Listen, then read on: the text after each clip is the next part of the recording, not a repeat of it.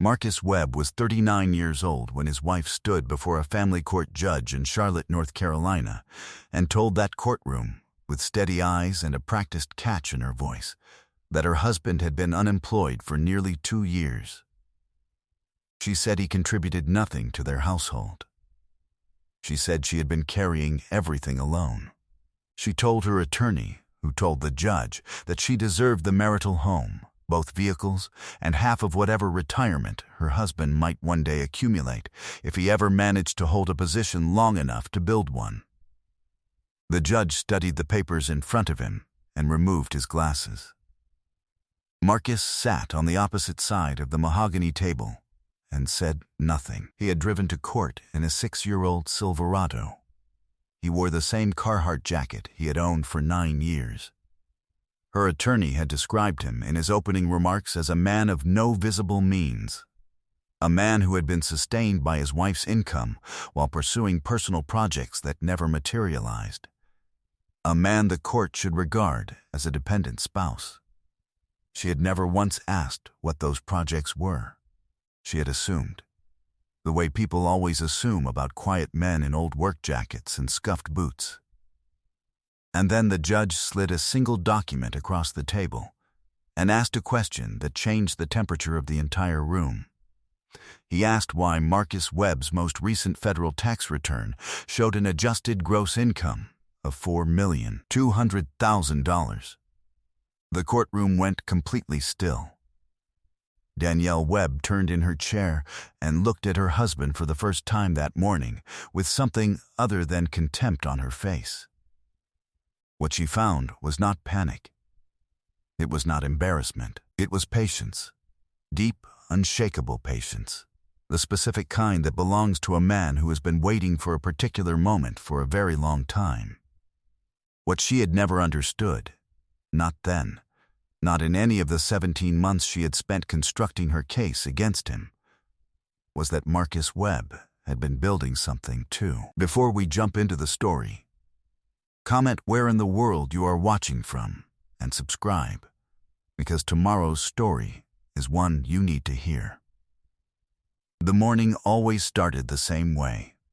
Marcus was up before Danielle, before the Charlotte sky had fully decided what it intended to be, standing in the kitchen he had spent a July weekend renovating 3 years earlier. The backsplash tile ran precisely level from one end of the wall to the other. The grout lines were uniform. The countertops had been templated and cut by his own hands on a Saturday, while Danielle's parents sat in the living room and marveled aloud at how handy he was. He took their admiration quietly. He did not mention that he had designed buildings 30 times the size of their house.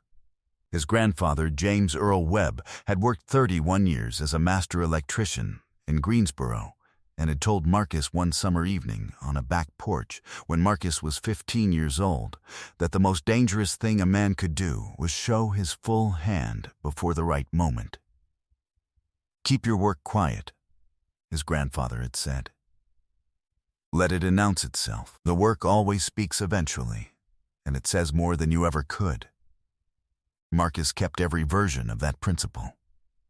He had a PE stamp and postgraduate certifications in structural analysis and project management, though none of that would be visible to anyone looking at him on an ordinary morning.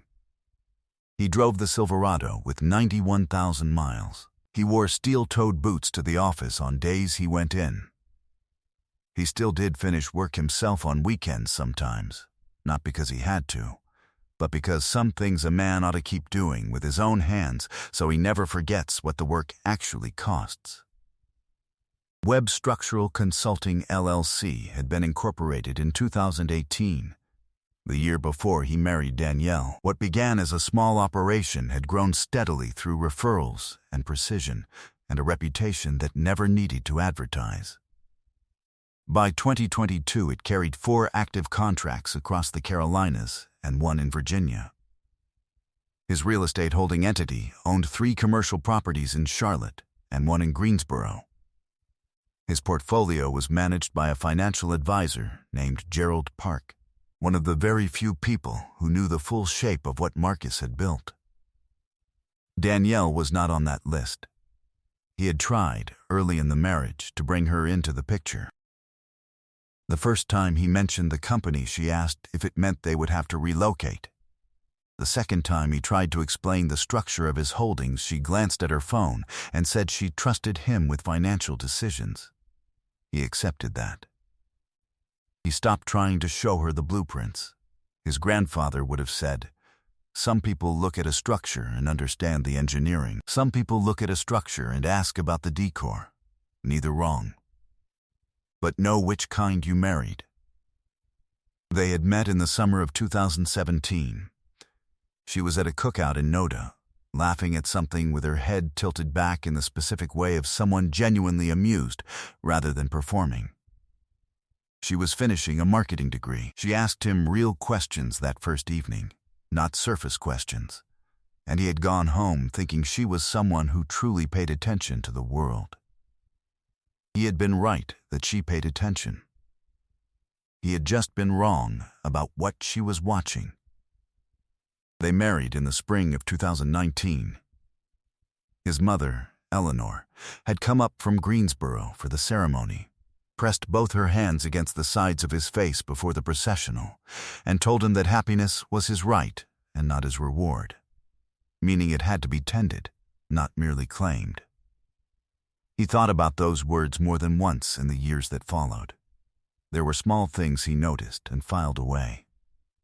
A name on her phone glimpsed from across her room, instinctively shielded. A Thursday she returned home, wearing a different perfume than the one she had left in. A charge on the joint account for 2 nights at a hotel in Ballantyne that he had noted once and not returned to. He catalogued each one the way an engineer catalogues a stress fracture, with interest, without alarm, for later reference. The later reference came on a Saturday morning in November. Danielle was upstairs. Marcus brought in the mail and found a manila envelope from a law office on Providence Road. He opened it at the kitchen counter, on the tile he had set with his own hands. It was a petition for divorce. Her attorney had listed Marcus Webb's annual income as 0. His hands didn't shake. He placed the envelope flat on the counter and stood in the kitchen for a long moment. The refrigerator hummed. A car passed on the street outside. He read through the petition twice, slowly, the way he read structural reports, not looking for what was obvious, but for the assumption buried beneath the obvious. His face remained perfectly calm. The document described him as an independent contractor, currently non-active. Income indeterminate, presumed negligible. The marital home was described as funded primarily through Danielle's earnings. The joint account was characterized as maintained by her. The household vehicles were itemized as her assets. The document bore a filing stamp dated 4 weeks prior to the day Marcus held it in his hands. 4 weeks. She had filed this, and then sat across from him at dinner, and slept on her side of the bed, and asked him to pick up groceries, all while this existed. That kind of preparation took longer than 4 weeks. He waited until he heard the shower running upstairs. Then he came back down and opened his laptop. He pulled up the joint account. He had never examined it carefully because it was a household account, not a business account, and the numbers had always been ordinary. He started at the beginning and worked forward. Over the previous 19 months, there were 38 separate external transfers, each one between $600 and $3,400. Each one processed on a Tuesday or a Wednesday, like appointments kept by someone who understood that patterns needed to look like habits. The consistency was not accidental. Total $54,200. He photographed every statement page with his phone. He forwarded the documentation to his personal email. He moved without hurry. He moved with the same deliberate calm that defined all his actions when serious work was in front of him. He returned to the petition and found a name listed as a witness to Danielle's financial hardship declaration, Garrett Simmons. He searched the name. LinkedIn delivered the profile in 40 seconds. Director of Business Development at a commercial real estate firm in South End. Profile photo, expensive jacket, easy posture, the specific smile of a man who had never had to account carefully for anything. Marcus recognized the firm name. In 2021, his project manager had flagged it during a contractor partnership review. The firm had a documented pattern of inflating subcontractor fees. His team had declined to engage. He pulled the correspondence. There was Garrett Simmons, copied on 3 separate email threads that Marcus's team had flagged and closed. Simmons had encountered Marcus's company before Marcus had ever heard the name Garrett Simmons. He went back through the joint account with that knowledge and found the hotel charge from March. 2 nights in Ballantyne. He had noted it once before and let it go. He found 2 additional hotel charges. 3 restaurant charges at addresses in Dilworth and Ballantyne that Marcus had never visited. A lakefront rental in Mooresville on a weekend. Marcus had been in Raleigh on a site inspection. Total, those charges, $4,840 of joint money spent somewhere other than their shared life. She had been planning this for nearly 2 years. Building her exit while sleeping in the same bed as the man she was quietly emptying. He sat with that for exactly 6 minutes. Then, he opened a new folder on his desktop. He named it simply Danielle. Into that folder he moved documents he had never needed to consolidate before. 4 years of federal returns for Webb Structural Consulting, LLC. The operating agreement for Webb Capital Holdings. Title documents for the 3 Charlotte properties and the 1 in Greensboro. Gerald Park's portfolio summary. His personal retirement accounts. A signed letter from his bonding company confirming his contractor's license in good standing across North Carolina, South Carolina, and Virginia. His adjusted gross income for the prior tax year, the year Danielle's petition described him as non-active, had been $4,200,000. The year before that, $3,800,000. The year before that, slightly under $3 million. She had lived in his home, on tile set by his hands, in a city where his engineering had shaped at least a dozen commercial addresses she had driven past without ever knowing. She had no idea. He picked up his phone. "Patricia," he said when she answered. "I need you to look at something, tonight, if possible." Patricia Dunmore had spent 22 years in family law in Charlotte. She kept her office on the 7th floor of a building on Trade Street. Simple furniture, significant diplomas, and a way of reading through documents without changing her expression that Marcus had always found steadying. He arrived at 8 that evening with a printed folder, a flash drive, and the full picture laid out in order. Patricia read through everything in silence. When she placed the last page down, she looked at Marcus over her reading glasses. "How long has she had no access to your corporate accounts?" "She has never had access," Marcus said. "We filed taxes separately every year. She never asked to see mine." Patricia considered this. She looked at the transfer total without saying anything for a moment. $54,000, she said. 54-2. This is fraud in a marital proceeding. Not heated, just accurate, the way an engineer states a load capacity.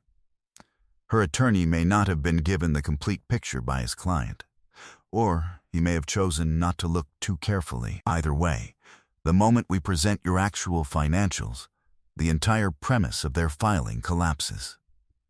She wrote a name on her legal pad. "I want a forensic analyst on the Simmons account before we appear anywhere near a courtroom." She told him to freeze the joint account under her authorization as counsel.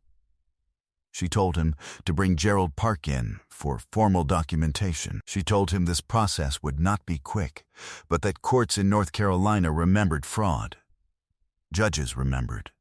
Real power operated in quiet rooms. Marcus had always known this. He drove from Patricia's office to a house on Beatty's Ford Road, where his uncle Clarence had lived for 35 years. Clarence Webb was 71 years old, a retired city code inspector, and the closest living version of Marcus's grandfather that remained. He answered the door in a cardigan and reading glasses, and told Marcus to come in and sit down before Marcus had said a single word. They sat at Clarence's kitchen table. Marcus told him everything. Clarence listened without interrupting. When Marcus finished, Clarence got up, poured a second cup of coffee, set it in front of his nephew, and settled back into his chair. "Did she ever ask what you actually did?" Clarence said. "Not seriously," Marcus said. "Not in the way it mattered."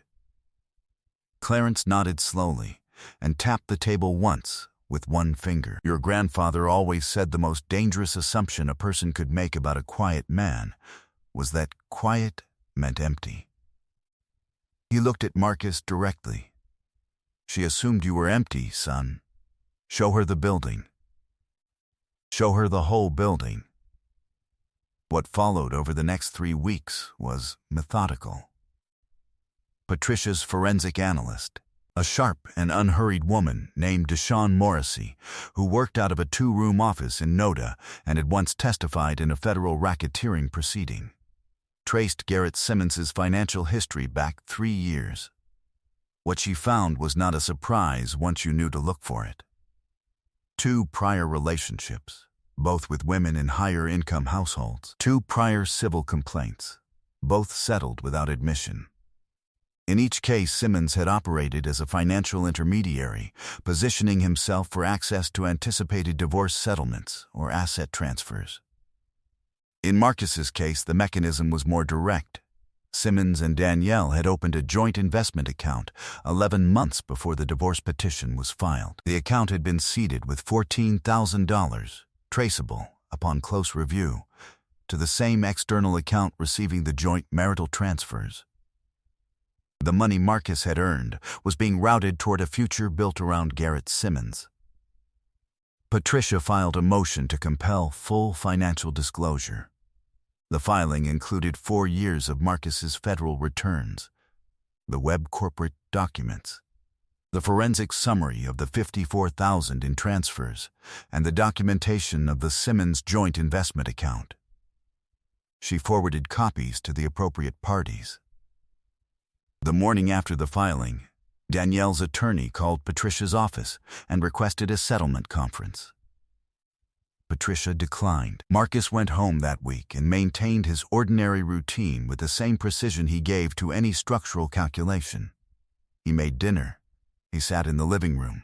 He answered Danielle's small questions about car registration and household logistics with an even, unhurried tone. He kissed her cheek in the hallway when they passed each other. She searched his face each time. She was looking for something she could read.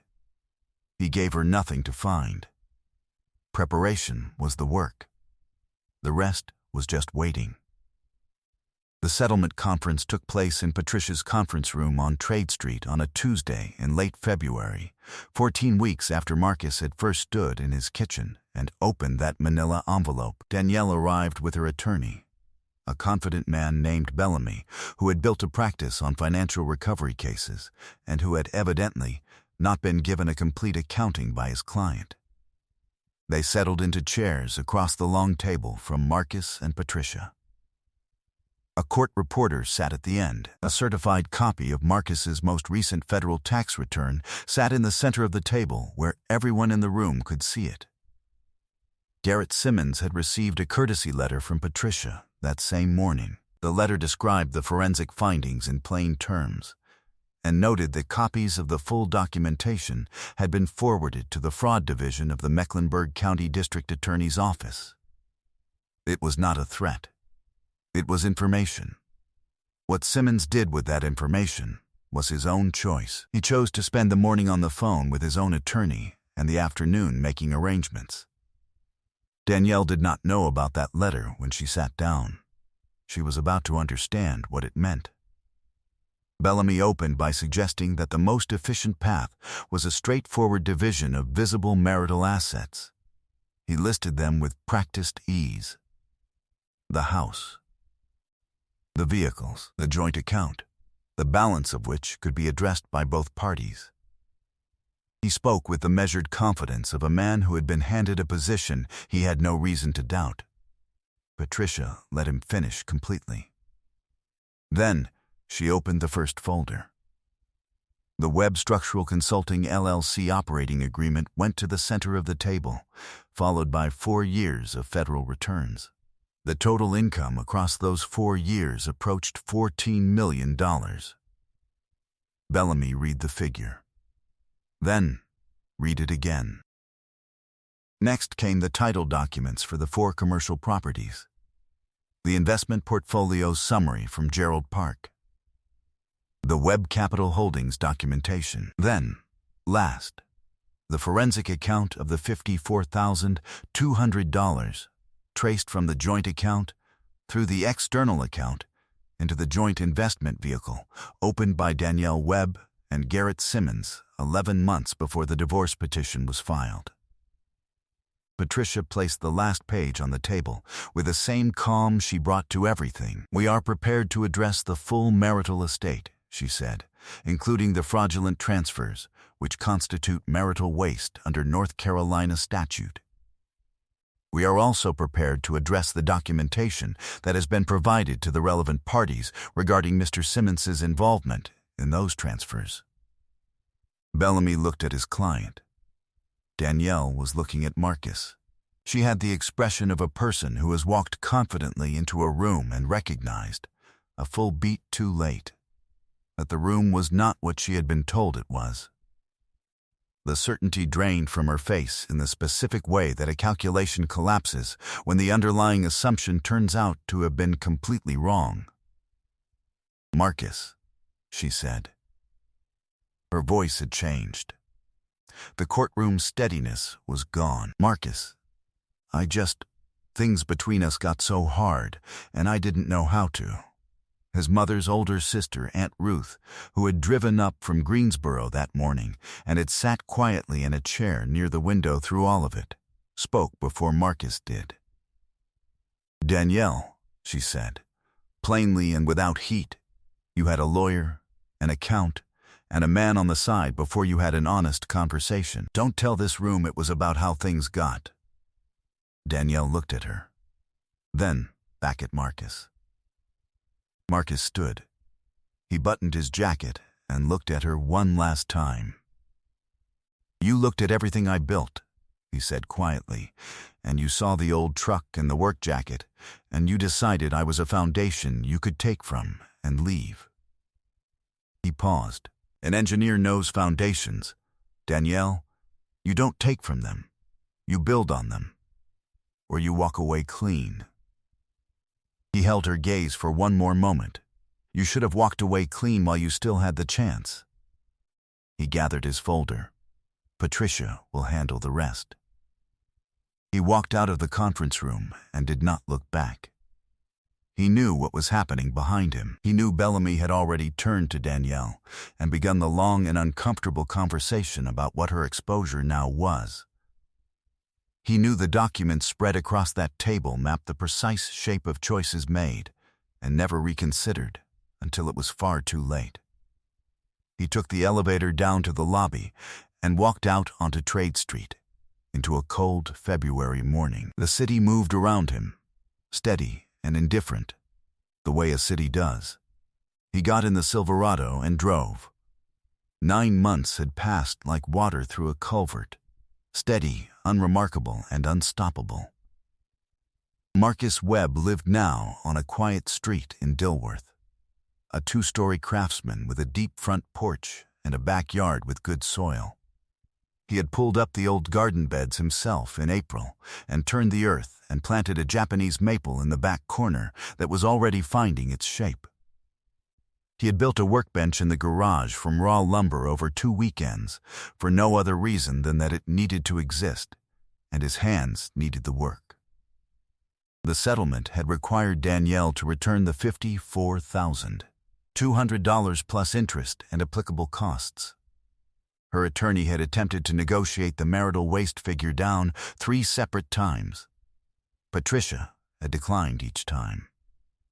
North Carolina courts did not look kindly on documented financial fraud, and eventually the numbers made the outcome unavoidable. Danielle had held on to the house for 3 months before the mortgage became unmanageable on a marketing coordinator's salary.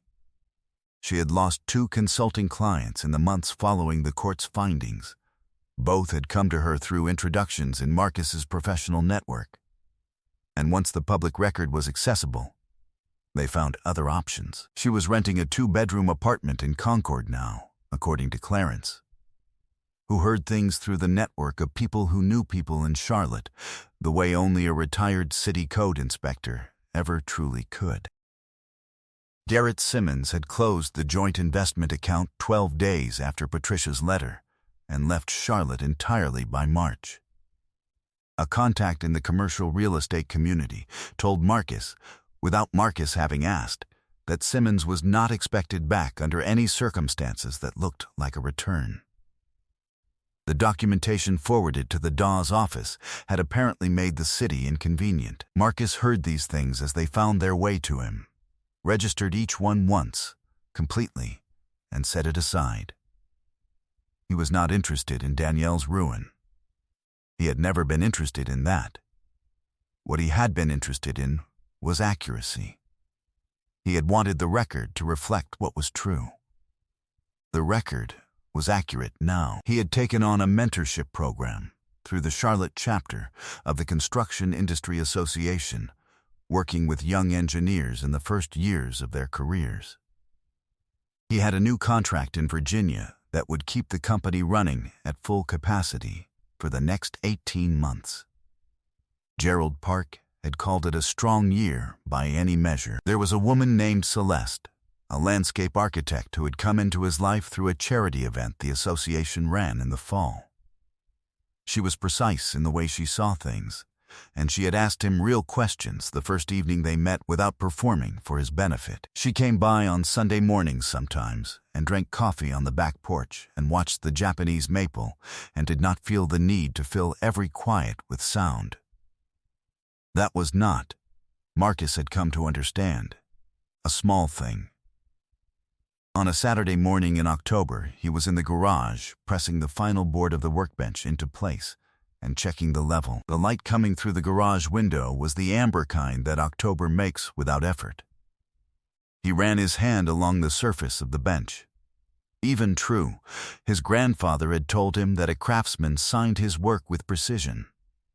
You might never put your name on it, the old man had said, but you will know it is there. He was free. He was solvent. He was unbothered. I hope you enjoyed that one. Be sure to like the video and subscribe so you don't miss the next story. I've picked out 2 more for you that I think you'll really like.